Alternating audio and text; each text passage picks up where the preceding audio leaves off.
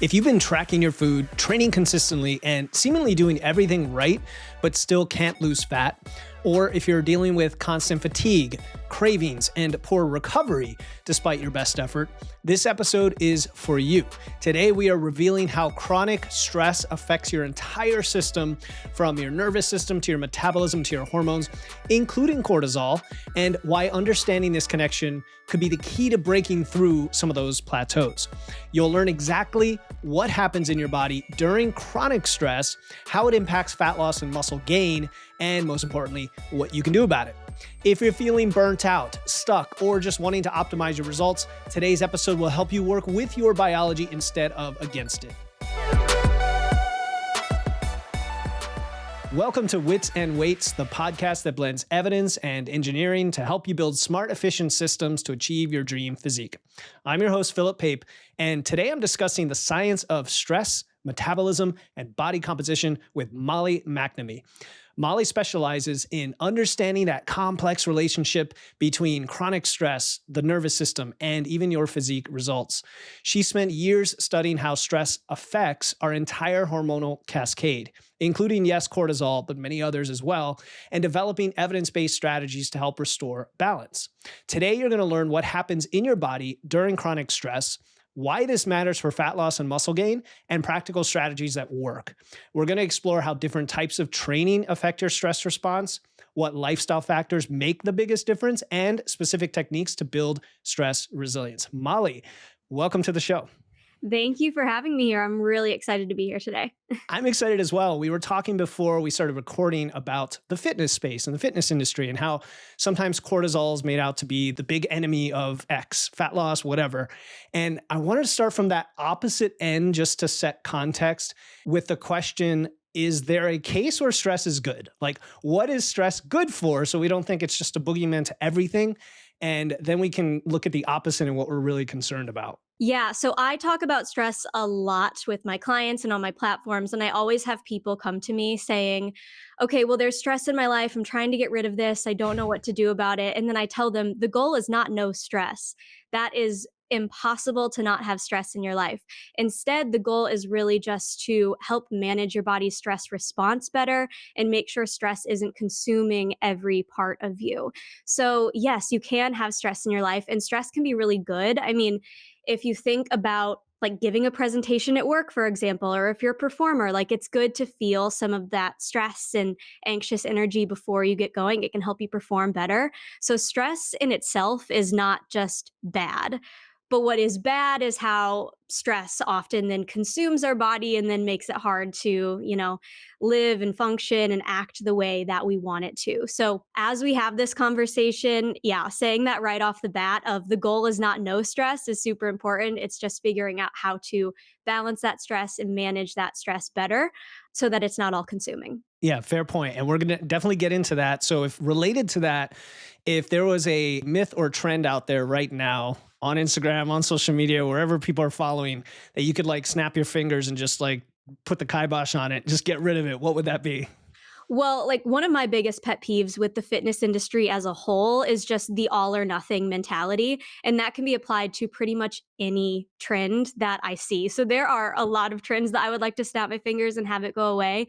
But it's mainly that mentality of this is the only thing that works. You're going to follow exactly this, and this is going to get you that dream body. And if you do anything else, it's not going to work. I would like for that to go away.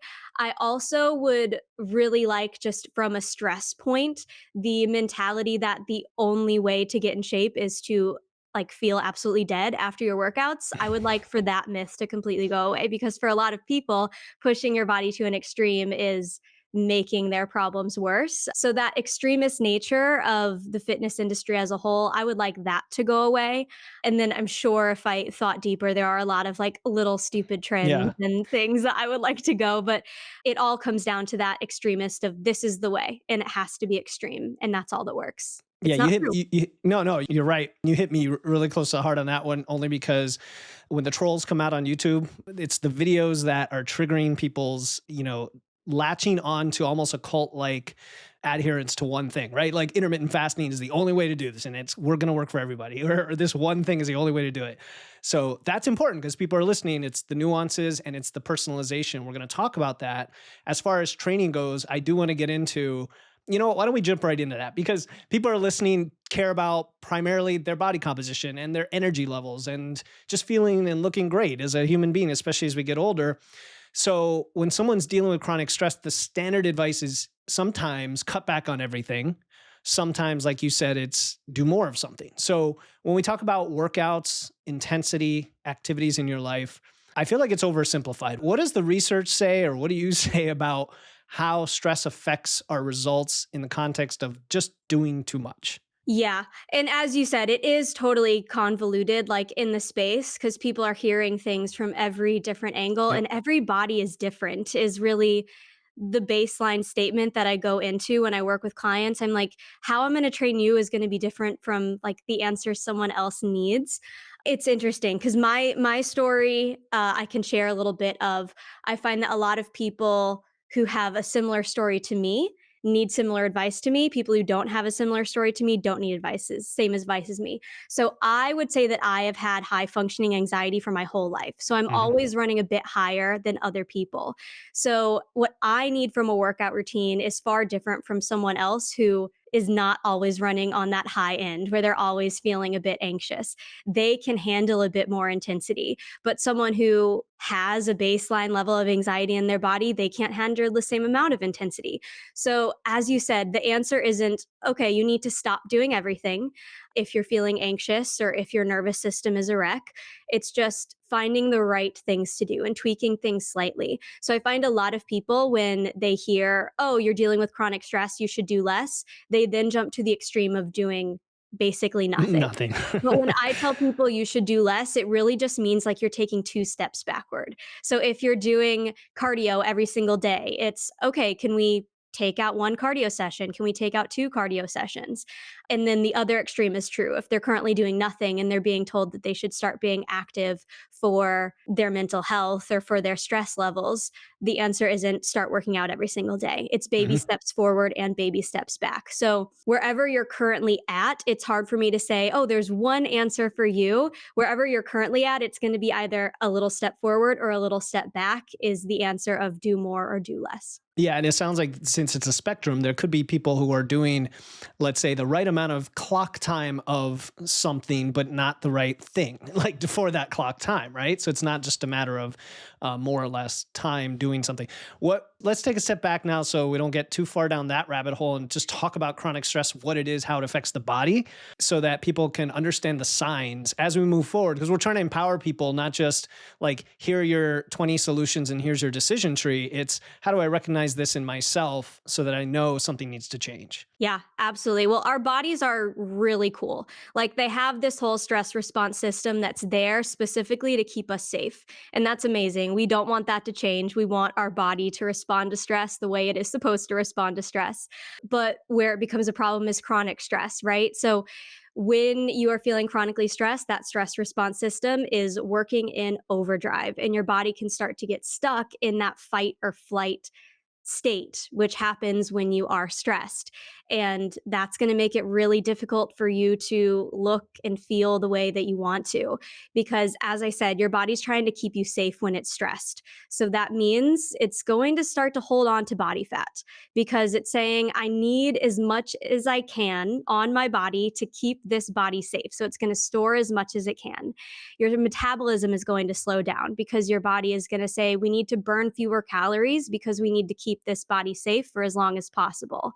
You're also going to find you can't really sleep because your body doesn't think it's safe to. You're not going to be properly digesting food because your body is rushing that process because it doesn't think it has time to do that. So that is fine in small doses. Like I said before, stress is fine to have in your life, but when you're constantly in that state, you're just going to find your body's working against you. So if you're actively trying to build muscle or actively trying to lose weight and you are dealing with chronic stress, it's going to be impossible because your body is doing as much as it can to keep your body existing as it currently is. So a lot of people will feel like, oh, my body is like something sabotaging me. My body's doing nothing that I want it to do. And that of course makes sense because if you're trying to burn a bunch of calories Hmm. and your body is trying to not burn a bunch of calories, that's going to be kind of frustrating. So like I said, it's amazing how our bodies operate and they like have these systems that keep our body functioning. But because of the way we all kind of live our life right now, we're jumping from one stressful thing to the next stressful thing to the next stressful thing. And then that stress response is just constantly activated. And that's going to make it hard to exist in the way that you want to exist. I mean, I experienced that firsthand where I could gain 20 pounds without changing anything about Hmm. my exercise routine or my lifestyle. And I was like, well, why is this happening? This doesn't make sense at all. But it was just that stress sitting in my body that was making it hard for my body to do what I wanted it to do. So it's very frustrating, but it's also, I'm not saying that to scare anyone because there are easy ways to kind of navigate out of that. But yeah, I find a lot of people who come to work with me are saying, I've been trying stuff for years, like nothing is working for me. And that's just because they've been upsetting their nervous system for years. And Yeah. now their nervous system is saying, you're not going to do what I want you to do. Yeah, I think is an important message. You're right, because there's this like stress stack that's just built on top, one on top of the other, on top of the other. And you just talked about how it's a vicious cycle of, if your stress is higher, then sleep can be poor, then digestion can be poor, it all, then gut health, then, right? Mhm. And at the end of the day, right, we talk about energy balance. I just posted something this morning on Threads about like the root cause of obesity isn't the overeating, it's what's causing the overeating, and stress Mhm. is among those many, many factors. And but like you said in your personal story, it's not even overeating, like you're eating more. It's just your body is clamping down more and more. And now you're eating more than your body needs in the moment because it's stressed. So you mentioned muscle building just briefly. I do want to touch on that. How does this chronic stress affect both the muscle repair that occurs after we work out and also new muscle protein synthesis? And let's talk about people who aren't even dieting, because dieting is its own stress. Let's say you're just kind of at maintenance. How does stress affect that process? Yeah. So stress affects a few things that would influence how you're able to build muscle. And one, you touched on it before, sleep. So if your body is stressed, you're not getting good sleep, and you need good sleep for your muscles to repair and change and grow. So you may feel like, oh, I'm lifting the heaviest weights. But then you're not sleeping. And then your muscles, you're just feeling constantly sore and your body's not changing the way that you want it. Another thing is digestion, as we talked about.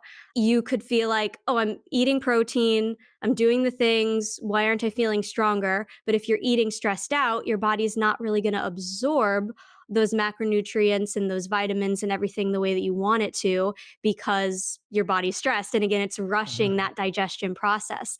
So, to build muscle, you need the proper recovery. You need to be lifting, like, you need to be training those muscles and you need to be feeding those muscles. And if your body is stressed, it's hard to get the recovery or the nutrients or like to feel strong in your workouts because energy wise, you're going to feel tired and you're going to feel weak. Yeah, it's important. Yeah. So again, it just all connects together. You mentioned soreness. I think that's a good point because, again, one pet peeve of mine is the people chasing soreness for its own sake.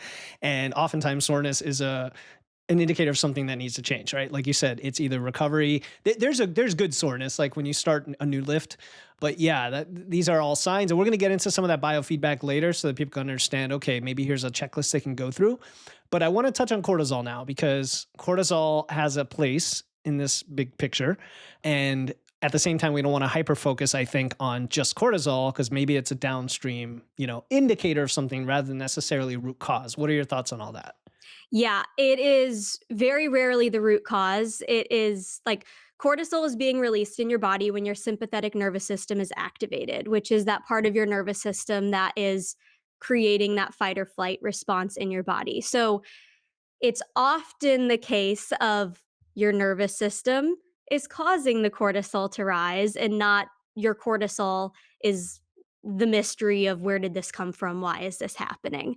So I do often think there's too much simplifying when it comes to cortisol or hormones, or honestly, you could think of a lot of topics. There's a lot of simplifying of Mhm. like, oh, well, this is the result. So this is the problem, and I need to fix it somehow. It's same with people who are bloated. They're like, "Oh, I'm bloated."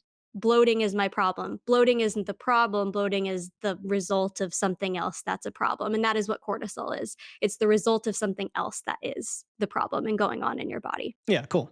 Yeah, because again, there's lots of tests you can get suckered into. I've heard about them. Some better than others. You know, there's the Dutch test, and I don't know if that one covers cortisol, but there's like different That hormonal panels people get, and in some cases, I wonder if people are overreacting to their cortisol curves when something's completely normal for them, and in other cases, it's a sign. So how do we let's talk about the different things that then affect our stress response that we can do something about, starting with exercise and training, which we've alluded to. How do the different types of movement and exercise affect this chronic stress?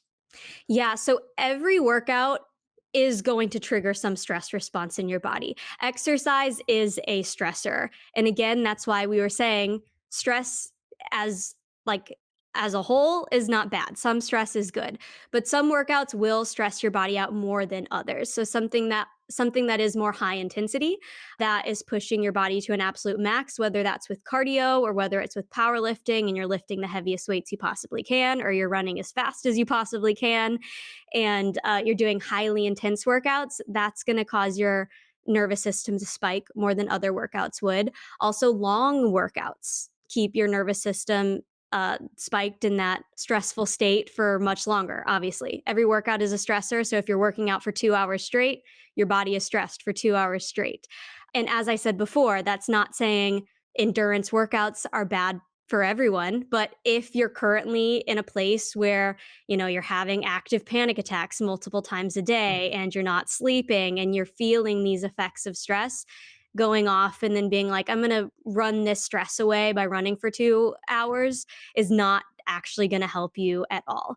So it's just knowing kind of what workout to prescribe to you based on what your stress levels are that day, that week, at that point in your life.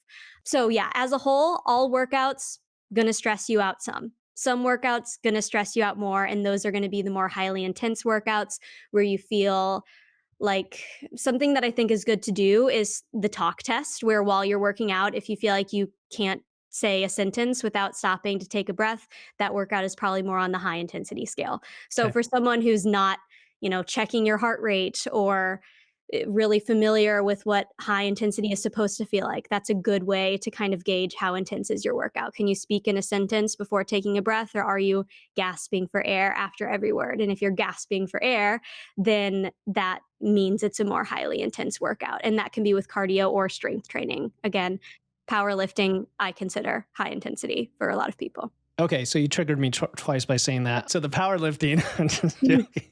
The powerlifting, I do want to touch on that because, again, anecdotally, I've seen what you've seen where it's going to depend highly on the person and like in the context of everything they're doing.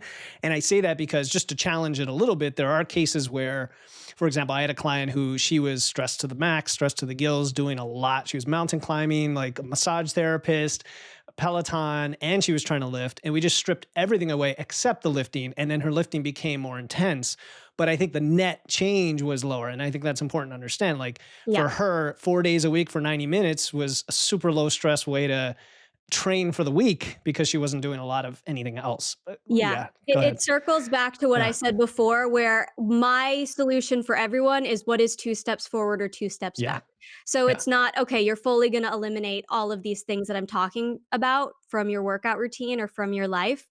It's just dialing it back a touch. So Yep. that could even be like if, for instance, I worked with a client one time and she told me she started having panic attacks and they feel like they came out of nowhere. But this was when she started working out from home and she was doing 50 minute hit workouts. Oh.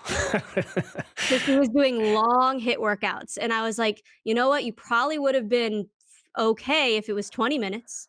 Yeah. But the fact that you were doing 50 is a big problem.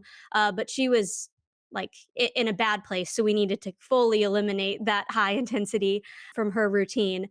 But that is just an example of just dialing it back a bit can be helpful. So it doesn't have to be, oh, you're removing all of these things from your life. I have a friend also who is going through perimenopause. Her hormones are kind of a mess, and her nervous system is reacting to all of that.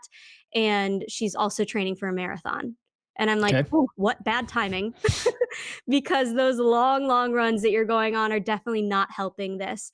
So then I'm just encouraging her to a couple days change her training, not stop training for the marathon. So it can just be small changes. Yeah, so that's good. Let's segue then on the small changes because you've mentioned sleep, you've mentioned recovery, you've mentioned, I mean, we haven't even really talked about the life stress that we're all under that causes a lot of this stress as well. I guess my question is obviously, where would someone start? That's kind of the general thought here. But what's the big low hanging fruit for most people when they do an inventory or audit of their life? Like, just in general, for people listening, like, okay, let me start with the movement or start with the life stress or whatever. Later on, I want to talk about unavoidable stress and what we can do about it. But like, here are the things we can control. Yeah, so I would always say instead of thinking what can I remove from my life, think what can I add to my life.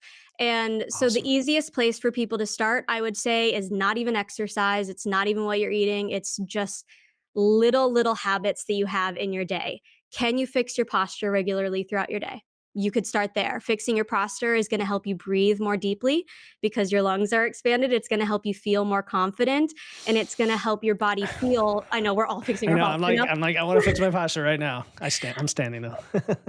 Yeah, so it's small things like that that is what I help people start with. It's not, okay, what big who can I break up with from my life to remove a large Mhm. amount of stress? It's not that. It's not, okay, how can I overhaul my exercise routine? It's not that. It's what tiny things can you do? So with posture, one thing that I encourage my community to do is anytime you get a notification on your phone, fix your posture. That's an Sweet. easy place to Okay. start. Within your first hour of waking up in the morning, can you go outside and take some deep breaths? Start there. Like little things are going to be the best place for you to start instead of thinking, what big thing can I change? What big thing can I remove? It's really what small thing can I do to activate my parasympathetic nervous system, that part of your nervous system that's helping you relax and rest and digest. What can I do to activate that regularly throughout the day so that stress isn't consuming me. So it's not I, what to change, it's what to add, really. I love that. And I didn't expect that answer, which I'm pleasantly surprised only because in the nutrition world, we talk about that as well. People are always trying to restrict and cut out, right? And we're like, no, just add in protein, add in fiber, add in some things you like and start crowding the other stuff out potentially. And by the way, your cortisol guide you have, just so everybody listening, Molly didn't tell me to do this, but she shared it with me, and we're gonna talk about where to get that. It has some of these tips in there, and I saw those ahead of time. I'm like, oh, that's interesting. Like little simple things that you don't often think about. So, okay, beyond that, there are some scenarios, I guess, that are of interest to people. And I've had some of my community reach out with questions ahead of time. For someone who's managing their stress well, let's just say, like they have great sleep and they've balanced their nutrition and their training, but they're still not seeing progress. Like, it could stress over the issue. Are they missing something? Is there something they're overlooking? So yeah, I used to think stress is just my interactions with people and the world and stuff that I can see, but there are a lot of things that can cause your body to feel stress that you can't even see and you may not even feel. And again, I'm not saying that to scare people, but just to like raise awareness to it. But things like the products you're using to clean your house or the air quality of the town you live in, those types of things can start to stress out your body. You could have an infection that you don't know about, which is something that actually happened to Mm, me. There was a time where my anxiety and my stress was at an all-time high and I was examining my life and I was like, why is this happening? And then it turned out I had a yeast overgrowth in my gut that was just wreaking havoc on my nervous system. So if you feel like, why is my body not responding? It could be worth investigating, like, okay, what potentially unseen things are happening. I'm not saying that's the right solution for everyone. I'm not saying if you're not losing weight or you're not building muscle, it means something is wrong with your body, but it could mean something is wrong with your body. And I also feel like we all are used to a certain level of stress in our life. Like yes. we get used to things and we wave things off as being normal that aren't really normal. So that's where it can be really nice to like have an outside perspective, maybe speak to a friend, maybe speak to a coach or a therapist and just be like, so this is what's going on. And they may be able to tell you, okay, that's actually not super normal. I have a client right now who like literally says, "Oh yeah, things are totally fine," but he's also a single parent. He has 3 jobs and 2 are his own businesses, and he's like, "This is all fine. Nothing's strange." I'm like, "There's so much stress in your life that you are just used to this stress now. Normalized it. Yeah. You normalized it." So I would also, I guess, challenge those people who are saying, "I'm dealing with everything perfectly, but my body's not changing," to potentially examine, is that the case? And then also, are there unseen things that could be stressing out your body? Something I think is really helpful for everyone to do, at least like for a week or 2, is to keep a little vibe check journal, like in your phone or keep it by your bed and just like keep note of how you're feeling each day. Like, keep track of, how are you sleeping? Are you bloated? Do you have a headache? Do you feel anxious? Is your heart racing at all randomly? Just keep track of those things, and you may start to see if there are some things actually happening that you weren't aware of. Yeah, no, you mentioned some great things. The first being that there are lots of things in our environment that could affect us, and we don't need to like fear monger it per Yeah. se, but it's good to be aware. I knew a guy who worked in an office environment and something wasn't right, and he was allergic to some form of mold or something that Oh, didn't affect most people, and he went work from mhm. home, and all of a sudden it cleared away. So yeah, I like the vibe check journal. I mean, I talk about biofeedback all the time, and it sounds like there are some nice granular levels of stress measures that you can track. And maybe if there's time, we can get into that. But I like that idea. Kind of maybe a little bit related to this or not is, how often is the case where somebody's just trying to diet too much and that's the cause of their stress? That's very if not the often. if not the most common. It's potentially the most Yeah. common. I mean, when people are actively trying to lose weight, like the first thing they think is, "Oh, I should exercise more, or I should eat less." Like those are the 2 things people instantly jump to. And you can do that again to a degree. You probably do need to maybe eat a little less or move a little bit more, but people often take it to the extreme. So if you have been dieting for a long time, that is a stress in your body, absolutely. And that's like, if it's prolonged and if it's been extreme, that's going to start to upset your body. And also, just like from a metabolism standpoint, when you are stressing out your body with that diet, like I said, your body's going to start to burn fewer calories through existing because it's thinking, we're in survival mode now. You're telling us we're stressed, you're telling us we can't eat, so we're going to keep you safe. Don't worry. And you're just not going to burn calories anymore or you're not going to not burn calories, but you're not going to burn as many calories through existing. And then that Yeah, can make like it yeah. extremely hard to then actually be in a calorie deficit. If you think you are, you may not even be in one, which is annoying. So Yeah. I would say It's frustrating. abusing or over dieting is a huge cause for stress for a lot of people, but also just food in general is a stressor and a trigger for a lot of people, especially like, I mean, people who are actively trying to lose weight have probably had some times where they're a bit upset with food and they're a bit upset how Mhm. they're eating. So just having that kind of negative relationship with food itself can be a stressor. So then it could be anytime you think, what am I going to eat for dinner? That could be stressing out your body just itself. Even the fact of like, just thinking about food. Dieting itself is a stressor, but thinking about food can be a stressor for a lot of people. Yeah. Yeah, makes sense. I mean, there are so many causes of overconsumption related to stress, and also appetite regulation and hormones, that they're all tied together. I'm curious, just recently I learned how there was some study on the thyroid that showed a roughly average 6% reduction in thyroid production during a 500 calorie deficit, right? So like roughly on average, somebody who goes into a diet, their hormones downregulate. We know that it's part of metabolic adaptation, and then it comes back. So it's not like you're damaging it, right? From a stress perspective, and maybe it's cortisol specifically, do we have any sort of numbers or like measures of what happens to cortisol where it's normal, but it's going to happen when we diet and then it kind of comes back? Do you have any details like that? Number wise, no. I can't spit out numbers for here. They would all be a lie and things that I am making It's up off fine. the top of Yeah. my head, off of assumptions. But absolutely, it's kind of as we talked about before, where stress in small doses is not a bad thing. So if you are the rare person who has never dieted Mm. before and you don't have a negative relationship with food and you go on a diet, that can be initially helpful, and that initial Mhm. stressor, as it said, it's not gonna be a prolonged effect. Where I find that this is a problem most is people who are repeatedly dieting over and over, and where they bounce back and forth between dieting and not dieting, and they're just kind of flip-flopping through those 2 extremes. That's where dieting affects cortisol in your nervous system the most. But if you're just occasionally going on a diet, if it's, not something you're repeatedly going back and forth with, if it's not something you're over abusing, it's not bad. And Yeah. it's you are gonna see those initial effects of maybe your hormones get a little out of whack, but then they do normalize. Yeah. Yeah. But No, it's that's the a great repeat point. offenders and Yeah. the over I was gonna say over under eating, which is such a silly thing to say, The but extreme dieters. the Yeah. Yeah. Like extreme a dieters, big calorie deficit way beyond what it should e be. Yeah. exactly, Yeah. yeah. Okay. That is always gonna be negatively impacting your Right. body, if especially if you do that for a long time, like a Of week, course. I mean, maybe whatever.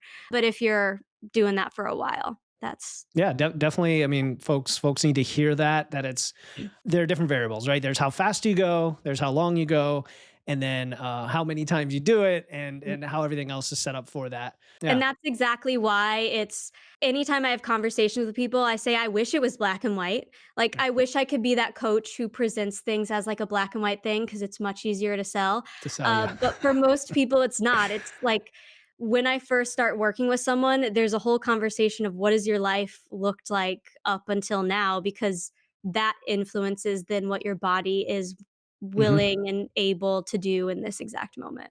For sure. There was a recent study that looked at fat cells and again showed how our history of dieting affects the fat cells kind of resilience and ability to store fat faster and more easily, right? Not necessarily that we produce more. I know that used to be a prevailing thought. I think that's much more rare. We've seen in the evidence that we create more fat cells, but Mhm. it's epigenetics like at its finest. So that's cool. Now, what about the opposite end where we have people who have lots of life stress, like shift workers? I just had someone before this.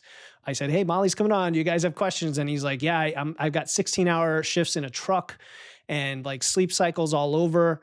And they can't change it. Like we're talking caregivers, moms and just nurses. Like there's so many people that have that stress. What's the most realistic, like no excuse advice that you'd give them to help make progress anyway? If that makes sense. Yeah.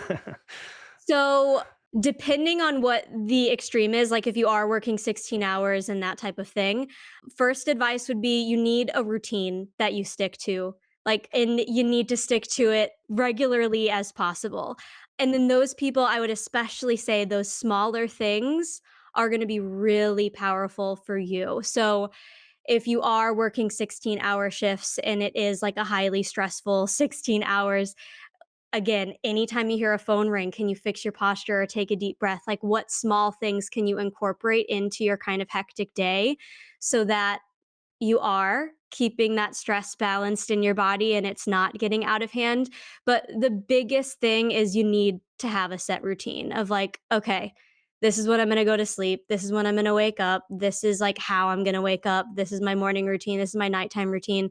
Having those routines in place is going to be incredibly helpful, because I find for a lot of people, because I've definitely worked with some people before that have hectic like 3-month periods, and they're like, okay, this 3-month chunk in my life is absolutely chaotic and it is every year, but I just like suffer through it. You need a routine instead of just suffering through something. So if you're waiting for your next vacation, if you're waiting for your next break to like get back on track, set the routine, make it work with the chaos. No, I love it. And is the reason for that the simply having the consistency, or is it because our bodies respond better to predictability? Both a Okay. bit. I mean, our bodies feel safer with that predictability, and a lot of times where stress becomes a problem is your body does not feel safe anymore. It's Mhm. just always kind of on edge. So our bodies feel safer with that predictability. Also, having that routine is gonna help you sleep better. It's gonna help you digest food better. It's just gonna help your body function a little bit better, because especially with like a nighttime routine and stuff like that, I always compare it to toddlers, how toddlers have to have like a set list of Yeah. things that they do or they won't sleep And their nap time and everything. in their Yeah. nap time. And you're like, as adults, we're still kind of the same. Like if we have a routine, our body's going to respond to that routine more effectively versus if we're just like trying to survive and get through it, that makes it difficult. And I know like I have lots of clients who are parents and they're like, yeah, well, I can have a routine and like it's the best of my intentions to stick with that routine, but then a kid can throw me off of that routine.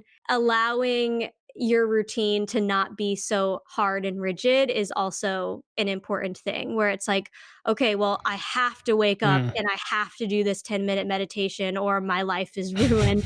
Like there needs to be That's some stressful, yes. flexibility. There needs to be routine, but there needs to be flexibility within the routine. I hope that makes sense, Mhm. where it's I even encourage people to kind of have a plan A and a plan B even with their exercise routine, where it's have the thing you wanna do and then have a plan B in place so that it's not the end of the world if you can't do that initial plan A. So maybe having a couple of options for your routine is also a good idea. Yeah, the kind of not rigid flexibility, but flexibility with guardrails or guidelines, whatever you want to call it, is super empowering because I know the sleep side of it, people often have random like sleep times, even though their wake times are consistent. That's a problem, right? Mhm. Everybody knows about an alarm in the morning, but nobody sets an alarm at night, right? Like it's Yeah, pretty common. So yeah. thinking about those things, you called us all toddlers, which I appreciate because because I have two kids, 10 and 12, two daughters, and part of my personal journey of wanting to be fit I'm 44 now is to play with them and to like be a kid with them. So let's talk about play for a little bit. I wasn't even going to bring this up, but like I think that's a huge part of it, whether it's play or hobbies or just really fun diversionary things and where that fits into stress management. What are your thoughts? Oh, it is so helpful. I mean, even just like if you were to Google, actually, I'm not sure if this would be the first thing that you could Google, but if you were to ask what's one of the easiest ways to activate my parasympathetic nervous system, smiling, laughing, like those things are super helpful for helping your body feel safe. So, doing things in your life that allow you to smile and laugh and enjoy and feel relaxed are so important. And I also say the same for your workout routine as well. Like, if you're having fun with your Mm. movement, that's even more beneficial versus if it just feels like, 40 minutes of torture, then that's less enjoyable to your body. But yeah, and I find as adults, it can be tough to make time for those hobbies and make time for that quote unquote fun, but it is super important too. So something I do in my own life is, and I know maybe this sounds a bit crazy to people listening, but I write a schedule for everything. So I have a to-do list Mhm. that includes my work to do, my like personal chores, and also my fun. Like I put my Cool. fun on my to-do list. And I'm a big advocate for putting yourself on your to-do list instead of just being like, okay, I got to do all of this stuff. And if I have time for me, I'll get to me. But add yourself and add your fun and add your self-care to your to-do list. Literally, if you need to, set aside time for it. Like have an alarm go off at like 2:37 and just know you have 5 minutes to do something fun at that time. Like, Mm. literally plug yourself into your to-do list, whether it be fun and play, whether it be a hobby, whether it be taking a bath. Like, it could be Mhm. whatever you want it to be, but plugging yourself into your schedule is super important, and whether it be play or relaxation, it's important. That's a good one because we talk about prioritizing all the things we have to do and that are important to us, and it's all serious. But why not put in the fun time? Even just nothing time. Like, just put in time where you're like, this is reserved to do whatever I want, and we'll see what happens. And I know for a lot of people that could be like, "Oh, that's so impossible, like, I need to be showing up for all of these things," but I think it's important to remember that if you're not feeling your best, you can't show up 100% for all of those things. Like, it's gonna take you longer to read an email if, like, you're experiencing, like, some brain fog, if you're kinda sleepy. Like, if you take even just 5 minutes out for yourself, you may find you get your tasks done faster and more effectively because you gave some of that time back to you and you're feeling more energized because Yeah. of it. Before I started working with Philip, I had been trying to lose weight and was really struggling with consistency. But from the very beginning, Philip took the time to listen to me and understand my goals. He taught me the importance of fueling my body with the right foods to optimize my training in the gym, and I lost 20 pounds. More importantly, I gained self-confidence. What sets Philip apart is the personal connection. He supported and encouraged me every step of the way. So if you're looking for a coach who cares about your journey as much as you do, I highly recommend Philip Pape. Now, for those of you listening to this, I don't know if you can hear our smiles and Molly's like bright face, but if you want to watch the video, you should watch it, because I think like the smile, you're right, the smiling is like so important. And so kind of related to that is positivity in general. Well, I mean, one thing that I encounter all the time with people frustrated and struggling is negative self-talk and negative framing on things. And I wasn't even going to ask about this, and I'm thinking just again, us smiling with each other here and making it a positive thing. How can people use one of those techniques, reframing or some behavioral technique that you use with clients, to help with their stress, to help reframe the situation? Well, one of my favorite things to do currently, actually, and I started incorporating this into my life like over the last month, and I have found it to be weirdly really, really helpful, is I talk to myself using my name. So I'm Okay. like, Molly, you're doing great today. Like, I literally say my name out loud, and that, because you can hear that, like, oh, yeah, positive self talk, like, be kind to yourself, that kind of thing. And I would always try that and not really feel any different. But actually saying my name and feeling like I'm talking to myself has been incredibly helpful for me for reducing some of my anxiety. Like, I have my things that I get stressed about where it's like, oh, if I am hopping on a call to Mhm. be interviewed for this podcast, before I like take a deep breath and I'm like, Molly, you got this. And it can just be as simple as that. But that positive self talk is super powerful. And it is on the opposite end. Like, how you talk to yourself in general is very powerful. So if you're also talking down on yourself, your body's going to start to feel that. It's really going to start to feel that. So if you're like, why are you doing this? If you're like constantly like Mhm. criticizing your body and constantly being like, why are you doing this to me? Your body's going to be like a scared kid. Like, again, we're talking about toddlers. Like, if you say something mean to a toddler, they're going to feel kind of bad. And your body is kind of the same. I didn't mean to call us toddlers so many times today, but we kind of are. I don't mind at all. And you weren't nervous before coming on, right? That was just an example. Yeah, just an example, just an example. But it is interesting, like, as you do your self-talk, talking to yourself using your name can be super helpful, and then also the tone that you're using with your self-talk is also very powerful. Like, if I'm feeling anxious for something and I'm like, "Pull it together, Molly, you got this." Like, if I just said that a little kinder, my body would have taken it as more of a kind thing instead of a mean thing. So your tone and the words you're using as you talk to yourself. And I know not all, maybe I'm strange. Maybe I'm the only one who speaks to myself, but you should try it if you Yeah. haven't. No, you're not the only one. Yeah. But using the name specifically is a really nice twist on it, because we all might. I'm sure, assuming most people talk to themselves. I always joke, like, as long as you don't argue with yourself. But using your own name is a nice trigger, because we respond so emotionally to our name. So I love Mhm. that. And who else is there to do it for you? I mean, occasionally you have obviously people you're interacting with, but you're by yourself the majority of your existence, if you think about it. Mhm. Yeah, I was just working out this morning, and a friend of mine would send me these reels of this guy yelling, lightweight, lightweight, like when it's super heavy weight to make it feel lighter. So I started doing that. I'm like, what if I throw my name in there now? Philip, you got this. This is super light. Go for it. Yeah. Right? Like, how's that going to affect that? Exactly. It is strange, but Yeah, it is effective. And I would love to hear if it helps for you. exactly. All right, cool. Yeah, because I am a fan of positive psychology, which is a whole separate field. If you haven't gotten into it, Molly, look it up. It's like it sounds the same as psychology, but just putting the word positive in front of it, it's a whole separate field Mm. of where, and I'm not trying to like mansplain. It's just something I'm excited about. Sorry, Molly, is that like psychology looks at what's wrong with our brain, and positive psychology looks at what we can do positively in our life, and they're not considered opposites. It's Ah, like they're two independent things. Just yeah. like you talked about adding in things to your life. It's not that we're trying to have opposites and cancel things out, right? We're trying to Yeah. add things to our life. So, Oh, all that right. sounds Yeah. cool. I'm gonna look that up as soon as we're Look it done up. here because I'm so Positive psychology. fascinated. It's only like a 30-year-old field. I think it started in the 90s. Yeah, so it's Mm, pretty recent. Okay, amazing. so I think we're starting to wrap up here.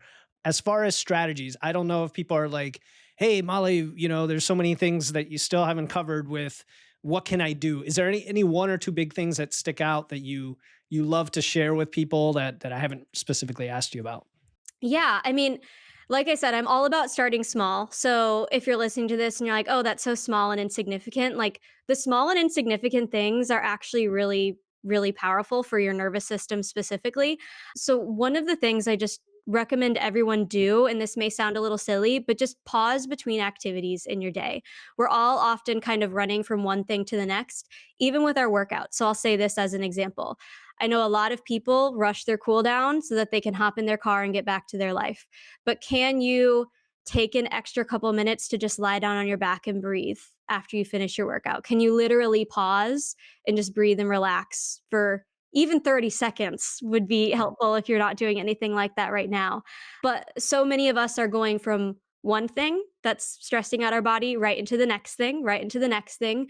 So, another example, if you're driving and you're rushing and you're in rush hour traffic and you're feeling kind of stressed in your car, after you park your car, can you just sit for 30 seconds?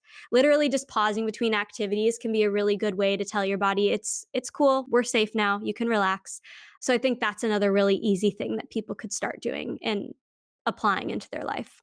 Yeah, I can see how, how powerful that would be because I'm reflecting on my own most of my days where it's like one thing to the next to the next. Even when you don't have it, I say even when you don't have it scheduled. I mean, when you're if you're listening to this, think about it. Think about your own life every day.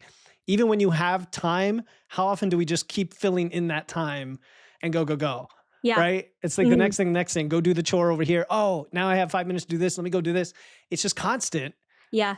And you're saying E take a break. Yeah. Eating is a good place to do this as well. A Mm. lot of people will just, like, have the meal in front of them and start digging in, but if you could stop and take, like, 2 deep breaths before you start eating your meal, that's gonna help your digestive system feel calmer so it can work better as you eat that food, and it may, again, sound small, insignificant, but if your body's feeling calmer while you're eating and you are maybe following a certain diet where you've maybe increased your protein or you've increased something because you have these physical goals, feeling calmer while you eat is going to help you absorb that food and those nutrients better so that you can get the results that you're looking for.